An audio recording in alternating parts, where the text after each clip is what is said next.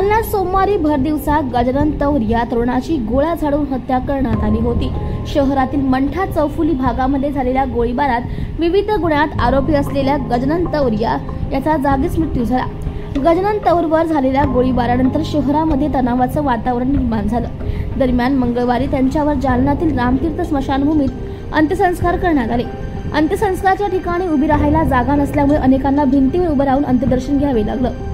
जुन्या वादातून भर दिवसा पिस्तुलाद्वारे 4 गोळ्या झाडीत गजानन तौर याचा खून करण्यात आला।